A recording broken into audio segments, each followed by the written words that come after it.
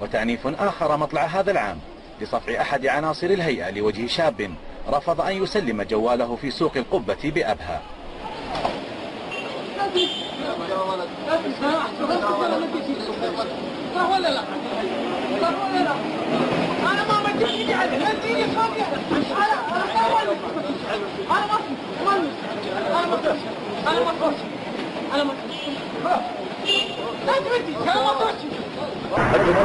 بارك امسك فدي جاهز ها. السلام عليكم. وضع السحرية. السلام عليكم. كيف الحال؟ بيت مين هذا؟ مين؟ محمد سعيد. محمد سعيد صومالي. هذا بيت مين؟ بيت علي. علي مين؟ علي. هي حل. بسم الله نروح. محمد. بسم الله الله أكبر. طيب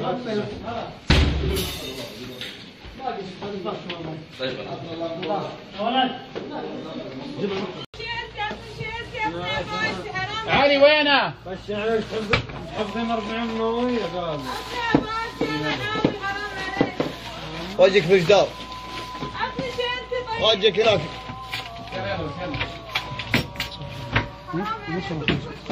صور حمراء.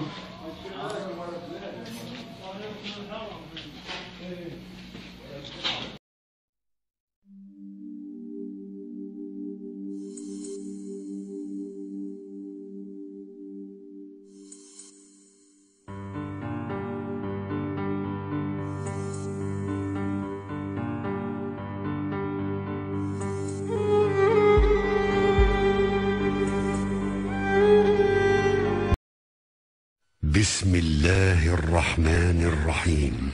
ولله ما في السماوات وما في الأرض وإلى الله ترجع الأمور.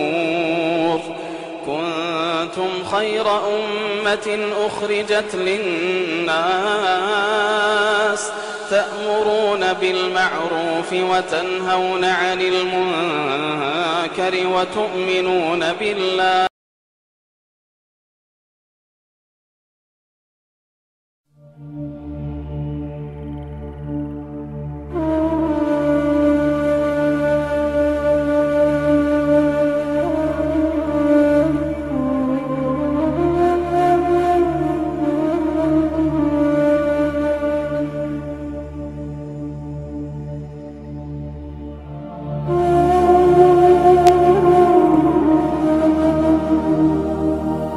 ويغلب جانب الأحكام الصادرة ولا وكأننا نرتكب المنكر للمحافظة على الآمر بالمعروف والنهي عن المنكر، وهذا انحراف يعني خطير.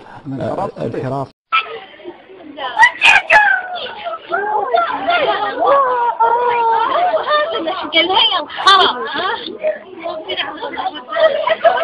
يلعن ابوكم يا عيال الجحلط، يا همج يا حقير يا واطي، يلعن امك يا ابن الكلب.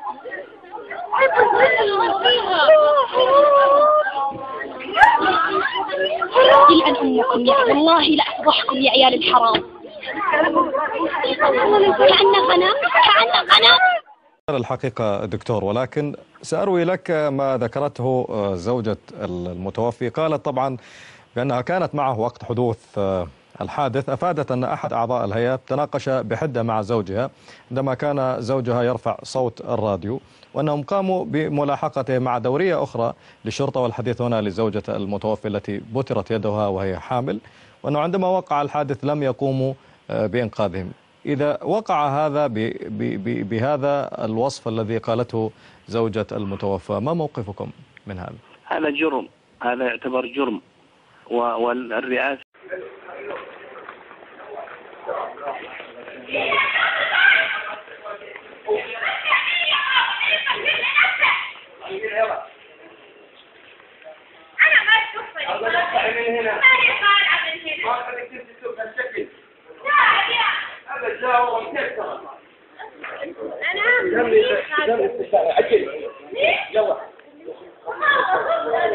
لا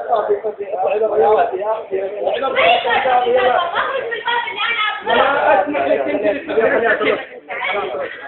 خلاص اخرج جزاك الله خير. خلاص لا يطلعك من هالدور موجود سجاله ما عندي عسكر خلاص اخرج لا تسوي مشاكل لا تسوي مشاكل خلاص يلا ولي امرها بالادب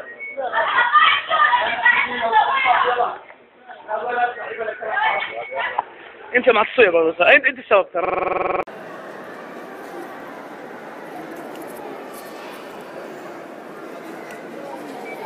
ما انت مسؤول عني، ما انت مسؤول عني عشان حاطنا مناكير. ليش مسحتيه؟ هذا المناكير مسحته على فمي، بعد تناظر فمي بعد. والحادثة قصتها خلونا نشوف التقرير بالله يا شباب.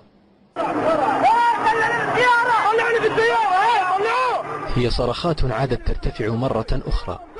أخرجوا من في السيارة. رحل الشابين إلى رحمة الله، ورحل قلب الأب مع أبنائه. لهم مجرمين، نقول مجرمين في الدولة ولا مجرمين في الإسلام. هذا ضعوف واحد مسلم الدورية وواحد يبغى وظيفة. في يوم الاثنين الماضي خرج ناصر وشقيقه سعود فرحين باليوم الوطني كغيرهم من الشباب. اعترضتهم سيارة الهيئة محاولة إيقافهم. خشي الشقيقان من غضب رجال الهيئة وبدأت المطاردة. سارت الهيئة خلفهم مباشرة كما يشير المقطع. العنف لا يولد إلا العنف. هرب الشابان. تجاوز رجال الهيئة من أقصى اليمين بسرعة عالية في إصرار إلى الدخول معهم في قانون الغابة. الخوف دفع الشقيقان إلى زيادة السرعة مما أدى إلى فقد السيطرة على السيارة والاصطدام بسيارة أخرى، ثم كسر الحاجز الخرساني لتهوي السيارة على رأسها، فيما لم يقف أفراد الهيئة لإسعاف المصابين والانسحاب. قلت لي اختفت نهائيا انه واستمر هو مشى استمر خلاها فروا من الموقع يعني. فهذا شيء طيب. يعني احنا ودنا بالشيء اللي يواجه يعني الرجال تواجه يعني انت واجه الموقف. يعني للاسف حتى راعي الاكسبديشن وبعد الحادث على طول طلعنا على العلية العامية ومعدينا الرياض جاليري، مشينا مسافة اللي هو تقاطع العلية العام مع طريق الملك عبد الله. كان قدامنا هو على طول قطع الإشارة وديور دخل على الحارة. نشوفهم يكلمون جوالات اثنين والحياتهم كثير، بس أنا صعب إني أميزهم، بس يعني إلى أي درجة استهتار يعني طيب. قطع إشارة يا سلام.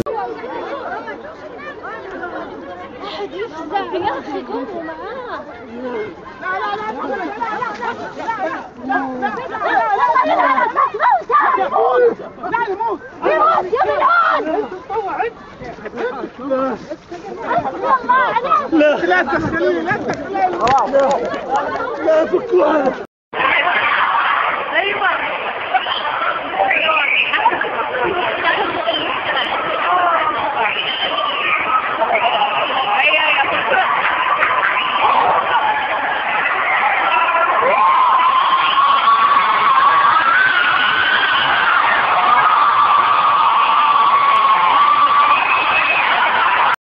مساكم الله بالخير. حقين الخرفنة والورعنة والمبسرة أقسم بالله ما ضبطتم إن هذا اللي يضبطكم، هذا اللي يضبطكم. طلع قلبك، اضبط عمرك اضبط عمرك، جاك العلم ولا والله العظيم. استفدتني يا أخي خلاص تفضل. أنا فوات ضفر كلهم مجالات أنت بس اللي تحب فينا الحق. كل إنسان مسلم بالمواضيع معقول الحق إلا بالسعودية يغطوا وجههن.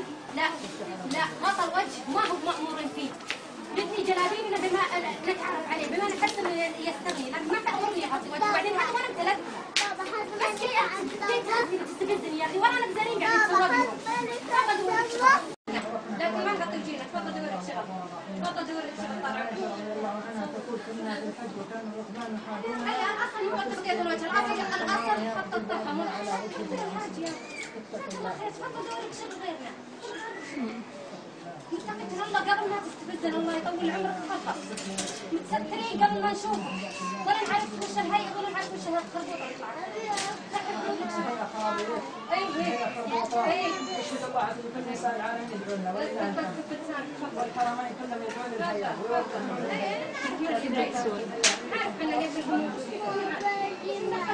الله يقويكم يا شيخ.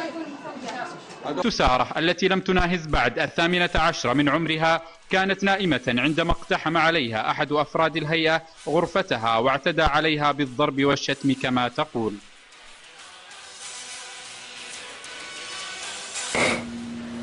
واحد يدخل علي يضربني في غرفتي وأنا نايمة، يقول لي قومي البسي، وانا ما اعرف مين هو، وانزل تحت الاقيه قاعدين يضربوا اخواني ويضربوا فالي. ليش؟